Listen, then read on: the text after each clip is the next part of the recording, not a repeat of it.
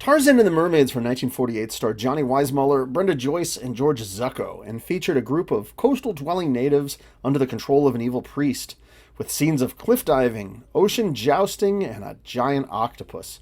Oh, and a guy named Benji that would show up and play the guitar a lot. Alas, there were no actual mermaids, as I was led to believe, but you know what? It's still a lot of fun, and this was Johnny Weissmuller's final role as Tarzan. I'll give an overview of the film and then offer some closing thoughts.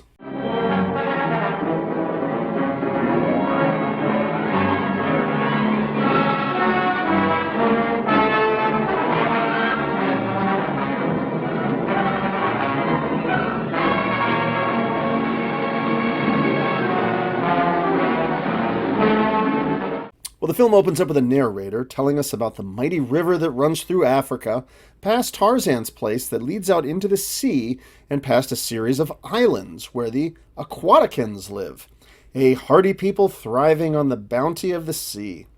And they seem content just chilling out, fishing, and avoiding the occasional giant sea monster, while occasionally collecting pearls to give to the temple of Baloo.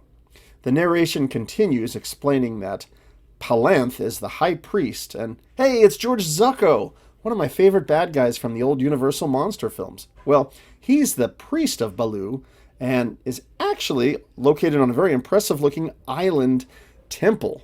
And the creepy Baloo statue is a really nice effect, too. And as mentioned, these aren't actually mermaids in the way you'd think. They are aquaticans, and they just dive a lot and swim all the time, so I guess that makes them mermaids. Okay. Anyhow, one of the native girls, Mara, who's played by Linda Christian, wants to flee from an arranged marriage, and she's brought to Baloo's island, surrounded by a lot of the locals and boats. Now, the Baloo character appears, and you know what? He's pretty creepy.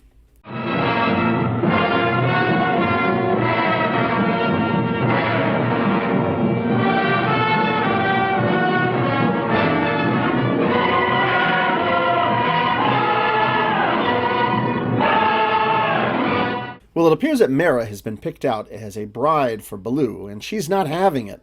And she dives away and swims off. Now, the rest of the aquaticans pursue, but they can't catch her. Now, Baloo, meanwhile, he heads back inside and removes his mask, revealing himself to be the character Varga, who's played by actor Fernando Wagner. Well, we cut over to Tarzan's place, and he's, of course, played here by Johnny Weissmuller, and he's hanging out at his house with Jane, actress Brenda Joyce, and Cheetah. Cheetah is learning to jump rope, and it's silly. Now, Boy is not here. I'll mention that at the end, but I think there was something with the actor who had become a little bit too old, so they sort of wrote him out of the story here and said he was off at school or something like that. Now, Jane is concerned that the character Benji hasn't arrived yet. Who is Benji, you may ask? Why, it's this goofy fellow playing his guitar and canoeing, singing all about himself. I am so handsome, so dashing and tall, the women, they just can't resist me at all. Through the forest I carry the mail, singing better than a nightingale. As great a lover as postman and particular friend of the mighty Tarzan. Well, Benji is played by John Laurens, and he has finished singing his own theme song when he arrives at Tarzan's place. And he gets there and realizes, oh no, he forgot to bring the letter from Boy, who is off in England at school. But he recaps it from memory, and I guess he's read Tarzan's private mail, and yeah, Boy's doing fine. Cheetah runs off with Benji's guitar and eventually returns it. Now, Tarzan goes off to do some fishing. He's got his big old net that he throws out, and he manages to capture Mara. And she tries to swim away, and come on, it's Tarzan. He grabs her and brings her back to shore. She recovers over at Tarzan's place, and you guessed it, Benji is there to sing to her.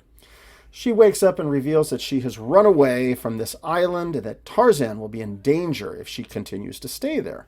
Well, we cut back over to the character of Varga, who is talking with Palanth about the girl that's run away. By the way, you'll notice throughout the movie, this Palanth has these crazy seashell-themed outfits that he wears. It's really something. Anyhow, they send out some of the natives to go and find her. Now, Mara offers Jane a black pearl as a gift for her hospitality, but she refuses initially, but then decides, hey, this could be used in town for a school or something. So they give it to Benji to take it back into town, as well as a letter for Boy. But Oh, he's got one more song before he goes. Farewell, farewell, dearest Mara, farewell. How blue and tender is yonder sky, yet how sad, dear, to say goodbye. The trees in green, love bend branches low, waving goodbye with me as I go. Well, Tarzan goes out to do some more fishing, but those natives have arrived, and they try to take away Mara. It's a big old fight, and Tarzan is able to stop them and rescue Jane, but the natives manage to grab Mara and they leave. So Tarzan swings into action, and I have to say, this movie really had some great music. This was the legendary Dmitri Tiomkin who scored the film, and it sounds great.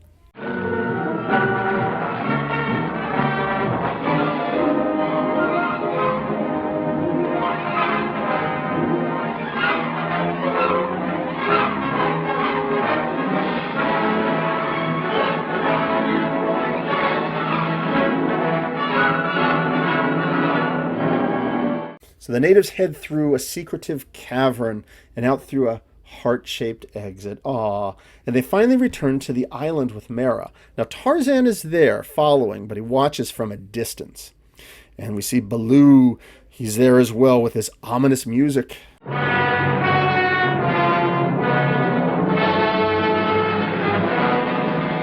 So meanwhile, Benji is in town and he brings the pearl to the inspector. He's played here by British actor Matthew Bolton. He was also in the Sherlock Holmes film The Woman in Green. Well, anyhow, his advisor, played by Edward Ashley, wants to know more about where this pearl came from. And he does seem a little suspicious of this Benji character as well, understandably. So he asks if he can go and find the girl to question her about where they got the pearl from. Meanwhile, one of the natives is still looking for Mara, but we find out that this is a character, Tico, played by actor Gustavo Rojo. He questions Jane about where Mara is, and Jane asks him to stay to talk and tell her what's going on. And Tico, it turns out, is Mara's fiancé and was banished from the aquaticans. Well, Tarzan, meanwhile, makes his way to the Temple of Baloo and discovers the statue, which he proceeds to dismantle. He's on to this scheme that's going on. So he spies on Palanth and Varga and overhears their schemes. Now, meanwhile, the inspector and Benji have arrived back at Tarzan's place, and they talk with Jane and Tico about the whole situation with the natives, and they agree to head off to the land of the aquaticans together. Alas, they leave poor Cheetah behind. But hey, another song by Benji. Tell me, why do you all feel this trip to be so grim? Tico will guide us, and I will guide him.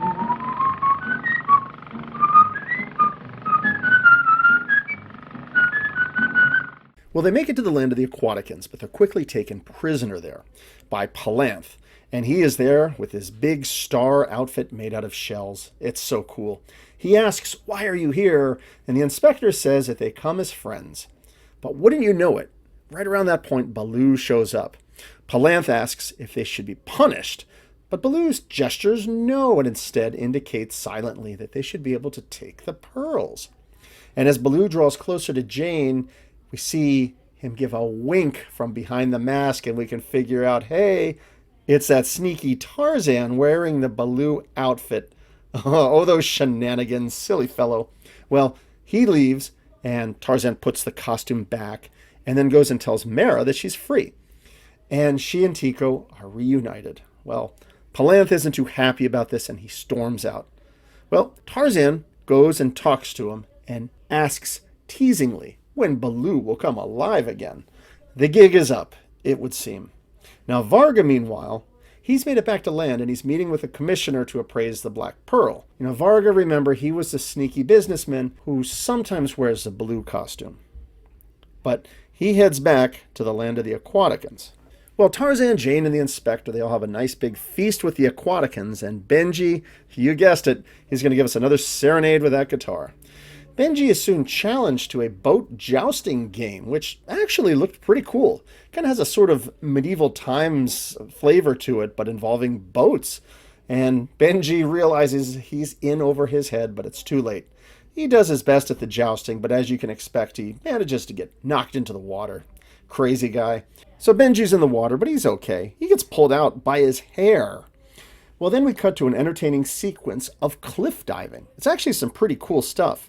And then one of the natives makes a comment that no one has ever dived from that high rock. And, well, Tarzan overhears it. Silly aquaticans, this is Tarzan, he'll show you. So off he goes to climb this crazy high cliff for a dive. But wouldn't you know it, right at this point, Varga is back. He's got the Baloo costume on, and he summons everybody to the island. So Tarzan is way off on this high cliff, and there's Palanth saying that Baloo wants the troublemaking natives gathered up and thrown into the sea. Well, Tarzan makes the dive, and it's pretty cool, and he's instantly attacked by some of the natives. He breaks free, and then, wouldn't you know it, he gets attacked by a giant sea monster. The guy just can't get a break. Well, will Tarzan survive? Will Jane and the others be sacrificed? What will happen to Mara? Well, you'll have to watch the film for yourself to find out how everything ends. It's an exciting conclusion. So some closing thoughts. Tarzan and the Mermaids came out in 1948. It was produced by Sol Lesser and directed by Robert Florey. As noted earlier, the music was by Dmitri Tiomkin, and it's really good in this film. In researching the film a little, I learned that this was primarily filmed in Mexico, in Acapulco, and the location scenery really adds a nice realism to the feel of this film.